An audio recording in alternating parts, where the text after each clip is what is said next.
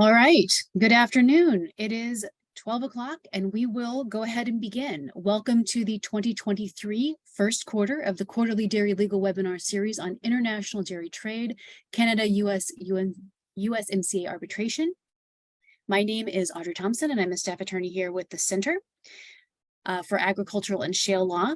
The Center is a legal and academic research outlet for agricultural legal stakeholders and rural communities, and we provide much of our content through our website at aglaw.psu.edu.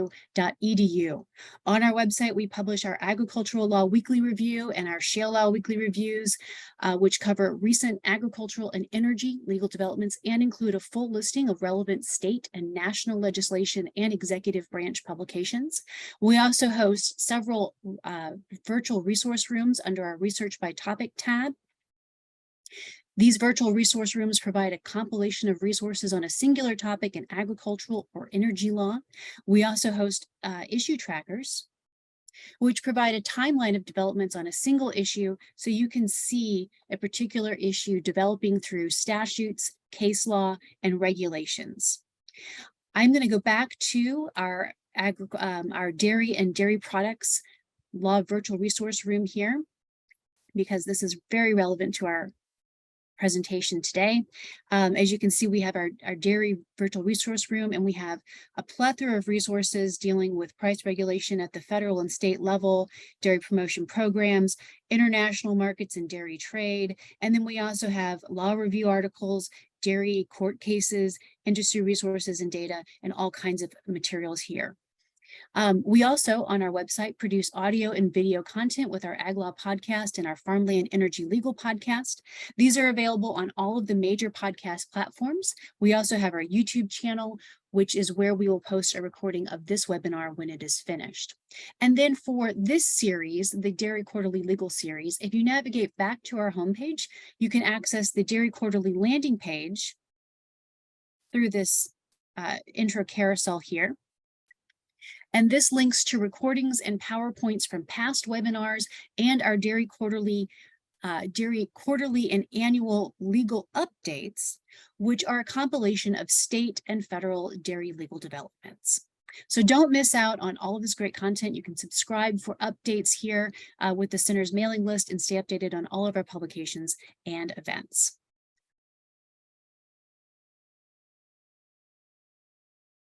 Today's Dairy Quarterly Legal Update webinar is sponsored by the National Agricultural Law Center. The Center for Agricultural and Shale Law is a partner of the National Agricultural Law Center at the University of Arkansas System Division of Agriculture, which serves as the nation's leading source of agricultural and food law research and information. This material is also provided as part of that partnership and is based upon work supported by the National Agricultural Library, Agriculture Research Service, U.S. Department of Agriculture.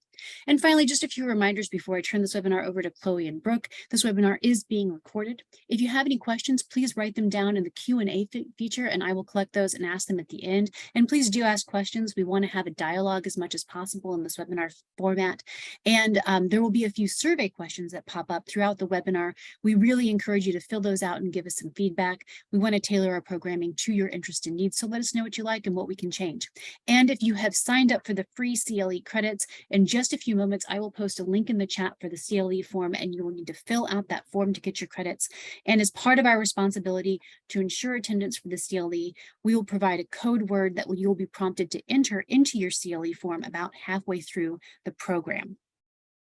I will now turn this webinar over to Chloe Marie, the Center's research specialist, who will present a roundup of the past quarter's legal and regulatory developments affecting the dairy industry, followed by Brooke Doerr, the Center's senior staff attorney, who will speak about USMCA arbitration between the United States and Canada regarding Canada's dairy tariff rate quotas.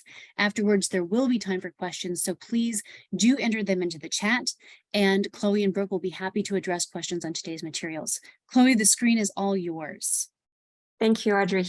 Welcome. All right, so we are going to discuss today some important issues and developments in the dairy industry that have arisen from January to March of this year.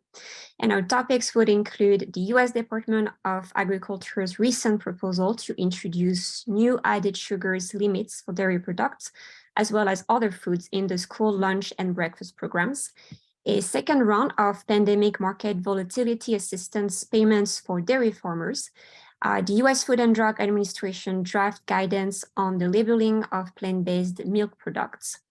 Recent petitions that were submitted to USDA calling for reform of the federal milk marketing order system, and a recent appellate court ruling that declared the term Gruyere to be generic.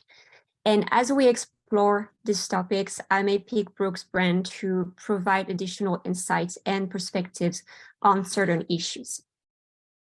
So, apologies, I seem to be missing a slide. Well, it's all right, I'll get going. So let's start with our first item of the day. There are currently no added sugars standards for school meal programs. However, early February, the USDA Food and Nutrition Service published a proposed rule that would limit added sugars in the school lunch and breakfast programs. So USDA stressed that although schools may presently meet the weekly calorie limits, the menu items and meals may still contain high amounts of added sugars, and the agency determined that relying solely on calorie limits is not enough to meet the current dietary guidelines, which recommends limiting added sugar intake to less than 10% of total dairy calorie intake. So USDA proposed limits for added sugars in certain dairy products, such as yogurt and flavored milk. And according to the proposal, yogurt must not contain more than 6 grams of added sugars per dry ounce. And USDA also proposed to limit added sugars in flavored milk to 10 grams per 8 fluid ounces, or 15 grams per 12 fluid ounces for flavored milk sold as a competitive food in middle and high schools. Additionally, USDA proposed 2 alternatives to the existing regulations allowing schools to serve fat-free or 1% fat milk, flavored and unflavored, in reimbursable school lunches and breakfasts, and for sales as a competitive beverage. So under the first alternative, USDA would limit flavored milk to high school students only, while restricting milk options in elementary and middle schools to various unflavored milk choices. And flavored milk would be subject to the new proposed added sugars limit. And under the second alternative, USDA would retain the existing standard allowing all schools to provide fat-free and low-fat milk, both flavored and unflavored, with the new proposed added sugars limit for flavored milk. And USDA intends to release a final rule before the start of the 2024-2025 school year to allow school districts sufficient time to prepare. And question for Brooke, do you know what has been the dairy processors' response so far, if any, to the idea of new limits on added sugars for dairy products?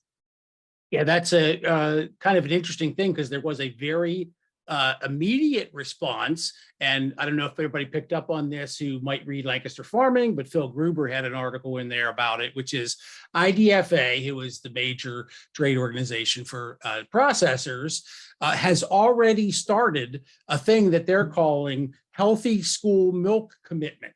And what they've done is gone around to their member processors and asked them to commit to essentially complying with and making sure that their products are meeting the under, let's say, are not exceeding the added sugar limits that the school lunch program is potentially going to be mandating should this proposed rule become final.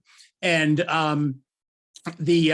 if you go to the IDFA website, they have a whole set of documents all about this, one of which shows you there's about 40 or so processors who've already committed in response to this that they will make sure that essentially that their flavored milks are complying with the added sugar thresholds. And just for those of us who are familiar with the Pennsylvania dairy market here, the signatories, in other words, the processors that have committed to this, to making sure that their flavored milks and their yogurts are under those added sugar thresholds, Gallagher's, Turner's, Schneider's, United Dairy, Maryland, Virginia, DFA. Let's see if there's anybody else close, Maryland. They got Cloverland in here.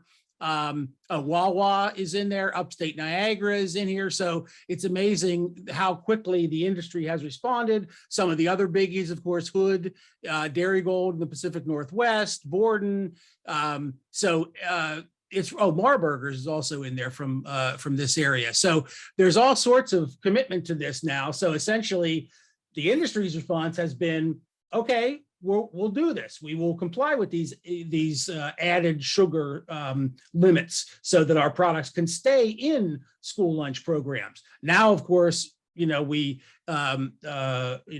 would take care of those that are allowed, such as the low-fat flavors. The 2% flavors or the full-fat flavors still aren't allowed in the school lunch program. But I'm assuming that this is all going to be part of a big push on to prove that at least from the added sugar standpoint, flavored milks aren't a problem.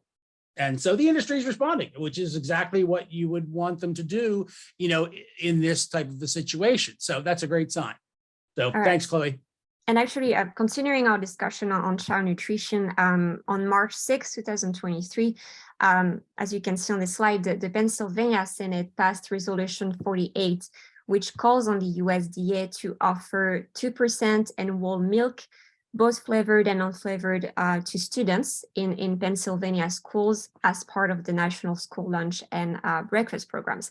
Actually, the USDA removed whole milk from the program in 2010, and the resolution argues that the health benefits of 2% and whole milk, whether flavored or unflavored, well exceeds the benefits of fat-free and low-fat milk. And Chloe, one more thing I wanted to mention about that, I forgot to mention, which is, this is a nice little tidbit on this particular issue, which is that the limit that you were talking about, and unfortunately we missed our slide, somehow something happened here, got deleted by accident.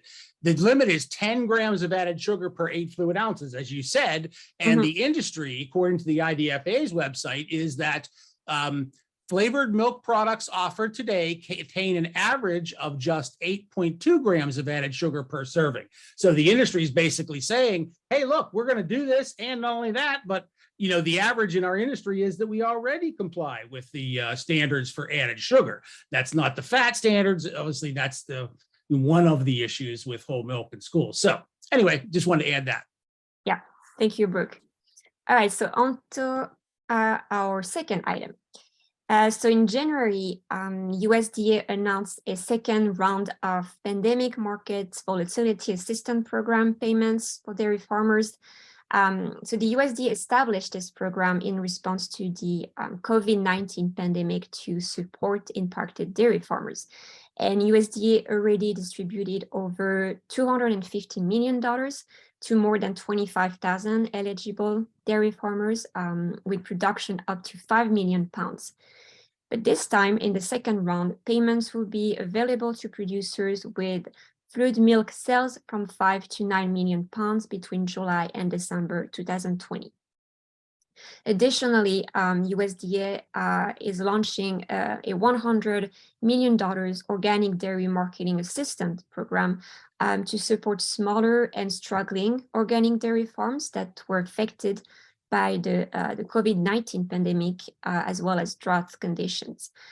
So USDA is still working on developing the program. However, it already stated that it would help eligible organic producers with up to 75% of their future projected marketing costs in 2023, based on national estimates of marketing costs.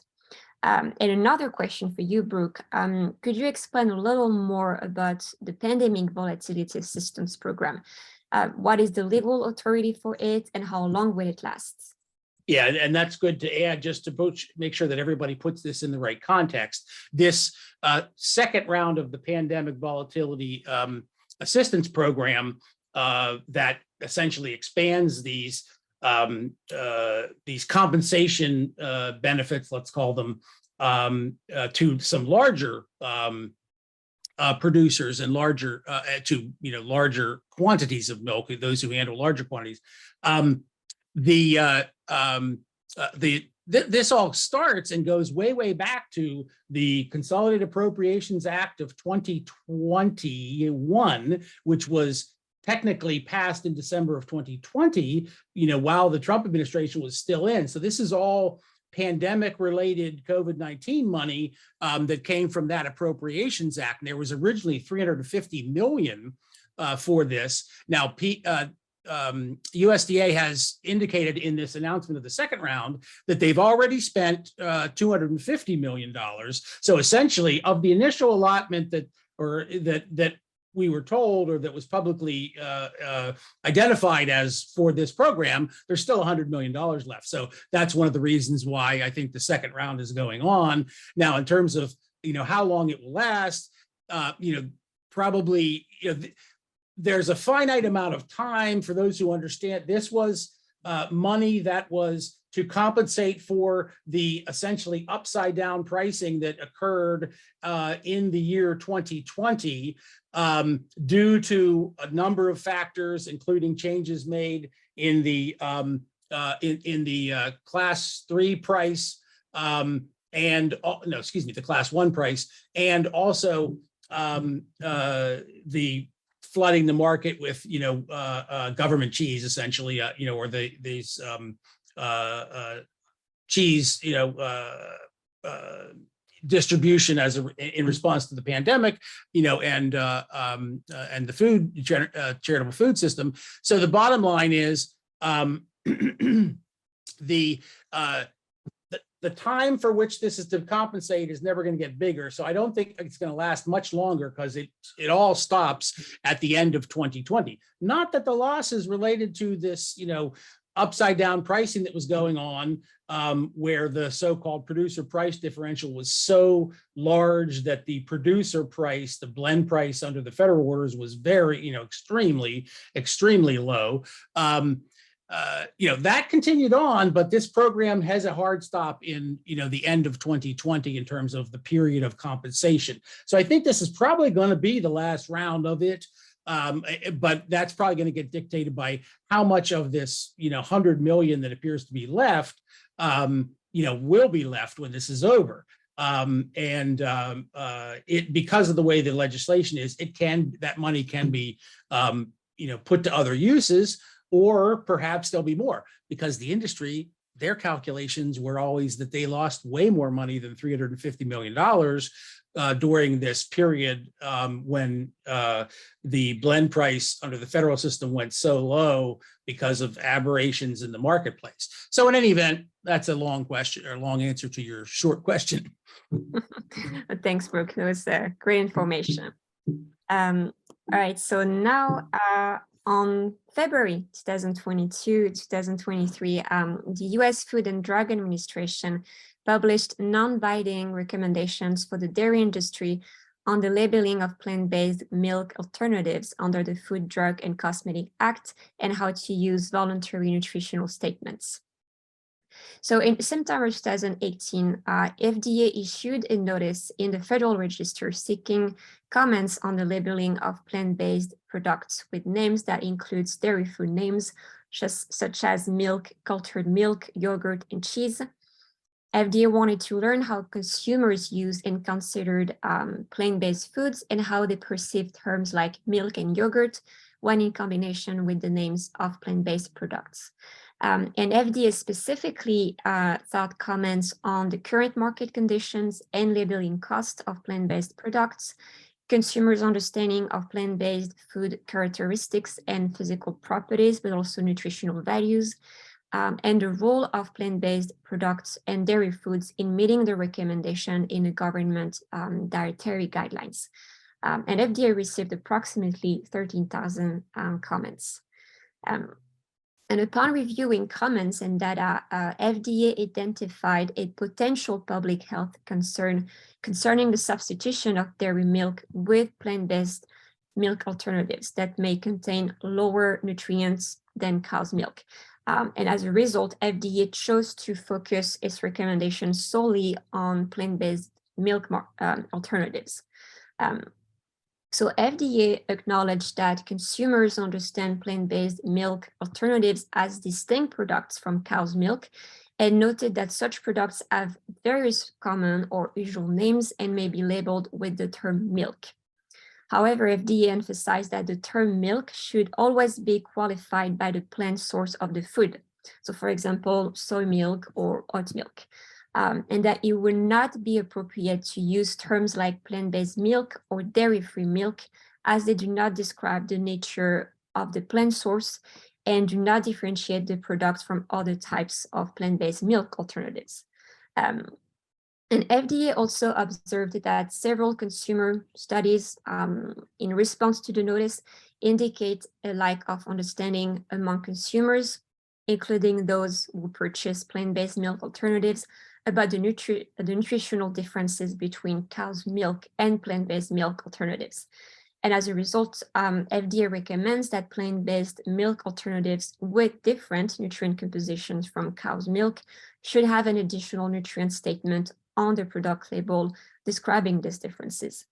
So for example, a product label stating contains lower amounts of vitamin D or potassium than milk.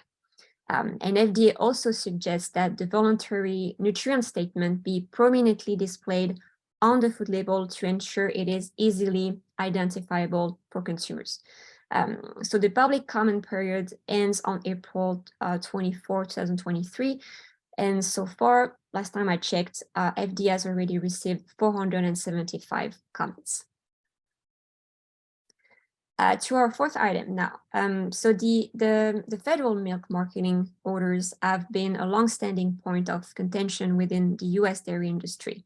And although in place for more than 80 years, in some instances, the federal milk marketing orders continue to spark debates along milk industry stakeholders who are calling for a comprehensive review of milk marketing orders.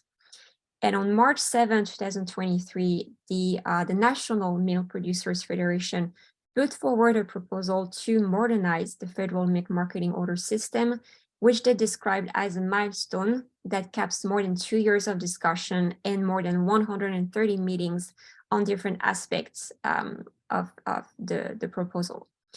And in addition, the Federation indicated that they would petition the US US Department of Agriculture to adopt the proposed changes to federal milk marketing orders.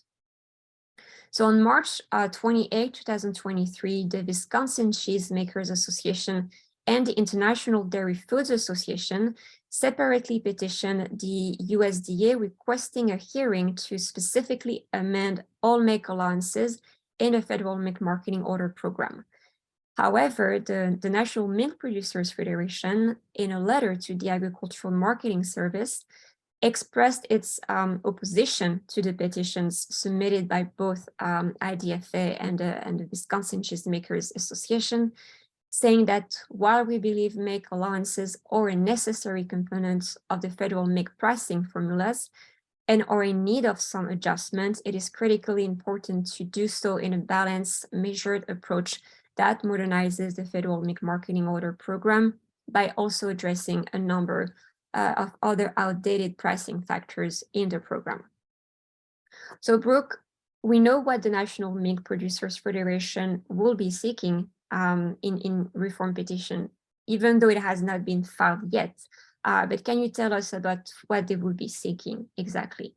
Yeah, in contrast to the sort of the one issue that IDFA and the Wisconsin cheesemakers are pursuing, the National Milk has I think it's 7 points on their petition. And again, just to make sure everybody understands the situation, they have their board approved the pursuit of a petition for this laundry list of things, and it's these 7 things. And then they were in fact still negotiating and talking to IDFA to see whether this could be a joint petition, but eventually those talks broke down. And so that's why IDFA and the cheesemakers went on their own, and now National Milk is more or less kind of opposing their petition. But And of course, it makes sense that, IDFA's primary interest is the make allowance issue, since it affects them most, or I shouldn't say most, it affects them, in a large way. It also affects the producer price too. But so the National Milk, laundry list includes reversing what they did in 2018, which caused these upside down markets back when the producer price differential was so large that the blend price under the federal system was insanely low, and that's what caused those pandemic relief payments. They also want to discontinue using barrel cheese in their component pricing system, where they use the cheese price to price other things and to compose or to formulate a price. So is they're basically saying barrels aren't traded anymore with the frequency that block cheese is, and block cheese is where you should be getting your cheese price. And then some other things that have been talked about for quite a long time, which is a whole bunch of small but important changes in the calculations of the various components, pricing, and therefore that leads to then the different class pricing or prices. So they have a number of those. They do include the make allowance issue in what they're saying they're going to file, and so.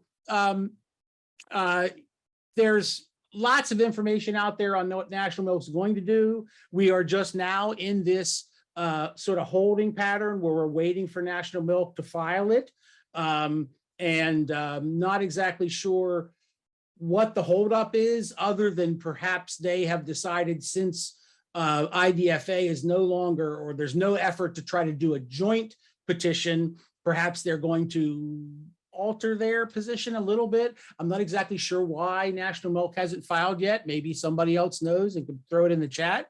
But we're just waiting for National Milk's, and that's obviously the one, since they represent producers, nationwide. That's the one that is obviously going to get the major attention, and that will obviously, dictate, what USDA is going to do with it. And the Farm Bill, hanging in the background always is going to, have some impact too. I think we learned last time with the 2018 Farm Bill that altering price calculations through Farm Bill provisions rather than a hearing process is probably not such a good idea. So, all right. Thanks, Chloe. Thanks, Brooke. And lastly, if you're a cheese enthusiast, you have certainly heard of a longstanding dispute between the US dairy industry and European cheese consortiums over the use of the name Gruyere on cheese labels. It all started 8 years ago when Swiss and French consortiums of Gruyere producers thought to register the name Gruyere as a certification mark with the US Patent and Trademark Office. So under US trademark law, a certification mark is a type of trademark that serves to certify a product meets specific standards in terms of geographical origin, quality, mode of manufacture, etc. And the certification mark, which can take the form of a name or symbol, distinguishes certified products from those that do not meet the same standards. And registering as a certification mark the name Gruyere would certify the cheese originates from the Gruyere region of Switzerland and France, and would restrict the use of the Gruyere label to cheese exclusively produced within that region, thus preventing US cheese producers from selling Gruyere labeled cheese. So a group of dairy organizations, including the US Dairy Export Council, opposed the registration before the USPTO Trademark Trials and Appeals Board. They alleged that the name Gruyere had become a generic term in the United States, and as a result is not eligible for registration under trademark law. And under trademark law in the US, a term that was once non-generic can become generic over time as a result of changes in consumer perception. The board actually has developed a two-part test to determine whether a term became generic by first identifying the category of goods or services at issue And second, assessing whether the general public understands the term as primarily referring to that specific category of goods or services. And the relevant public's understanding or perception is the primary factor to be considered in determining whether a term is generic. And this understanding can be determined through evidence such as dictionary definitions, articles, government regulations, statistics, web pages, witness testimony, and other promotional materials. So the board found that cheese purchasers and consumers in the US understand the term Gruyere as a type of cheese rather than originating from a specific geographic location. So the board denied registration of the name Gruyere. And consequently, the two European consortiums filed a complaint before the Federal District Court in Virginia, challenging the board's decision and its conclusion regarding the genericness of the name Gruyere in the US.